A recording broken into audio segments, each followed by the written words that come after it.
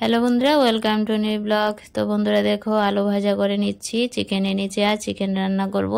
আর chicken আনলেই ছেলের পছন্দের কিছু না কিছু একটা রান্না করি, কারণ ছেলে একটুখানি বিরিয়ানি পোলাও এগুলো খেতে পছন্দ করে। কিন্তু কোনো রকম রেস্টুরেন্টে নিয়ে যে ছেলেকে পছন্দের মতন বিরিয়ানি বা পোলাও খাওয়াবো সেই সচ্ছলতা আমাদের নেই। তার জন্য ঘরে আমি সিম্পলিভাবে, রেস্টুরেন্টের মতন তো রান্নার করতে পারি না, তাও একটু চেষ্টা করি ছেলের পছন্দের একটু রান্না করে দিতে। তো আর চিকেন রান্না করব, চিকেন কষা, চিকেন ঝোল, তাই দেখো আলুটা অনেকটা বেশি নিয়েছি। আর এদিকে আমার দেখো মশলা পেস্ট হয়েছে, যে কাঁচা লঙ্কা, রসুন, আদা এগুলি পেস্ট করা হয়ে গেছে। আর আলুগুলিও ভেজে তুলে নিয়েছি। তো এখন এখানে দেখো বাসমতি চালটাকে আমি আধা ঘন্টার মতন ভিজিয়ে এখন বসিয়ে দিয়েছি, হাফ বয়েল করব। তারপর আজ বিরিয়ানি রান্না করব না, একটুখানি ঘি দিয়ে ভেজে পোলাওর মতন রান্না করে দেব। তাহলে ছেলেটা একটু চিকেন দিয়ে তৃপ্তি করে খেতে পারবে। রেস্টুরেন্টে নিয়ে যে বন্ধুরা ছেলেকে একটু তৃপ্তি করে খাওয়াবো, সেটা আর হয়ে ওঠে না আর কি। তো দেখো চিকেন কষাটা বসিয়ে দিচ্ছি, আর চিকেনটাকে ম্যারিনেট করে আমি দিয়ে দিলাম। এই যে আদা রসুন পেস্ট দিয়ে, লবণ দিয়ে আর সরষের তেল দিয়ে ম্যারিনেট করে কিছুক্ষণ রেখে এই যে মশলার সাথে কষিয়ে এখন ঢাকা দিয়ে তারপর দিয়ে দেবো কিছুক্ষণ। তো দেখো এখন ঢাকাটা দিয়ে দিচ্ছি। আর এখানে আমার দেখো ভাতটা হাফ হয়েছে পরে আমি ঝোল ঝরিয়ে রেখে দিলাম আর কি। ভাতটা ঝরিয়ে এই যে ঝরঝরা করার জন্য এখানে রেখে দিয়েছি। এই যে বাসমতি চাল দিয়ে আছে পোলাও রান্না করব।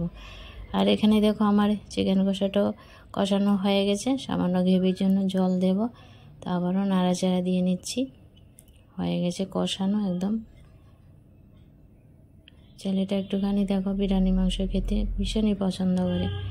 আর এখানে গ্রেভির জন্য একটুখানি জল দিয়েছি, দেখো নাড়াচাড়া দিয়ে কষিয়ে নিচ্ছি।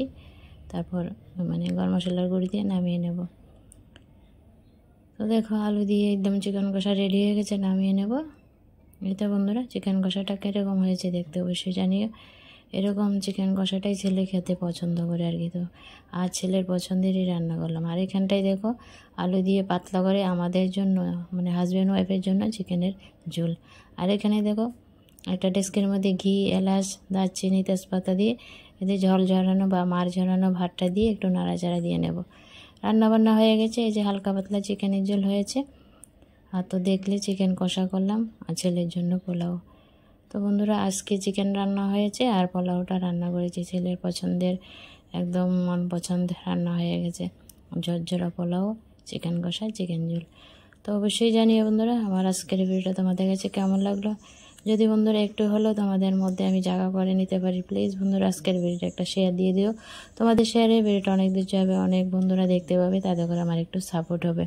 থ্যাংক ইউ বন্ধুরা, এ পর্যন্ত ভিডিওটা দেখার জন্য। অবশ্যই জানিও আমার আজকে রান্নাবান্নাগুলি তোমাদের সাথে শেয়ার করলাম যে কেমন লাগলো। বাই বন্ধুরা, ভালো থেকো সবাই, টাটা।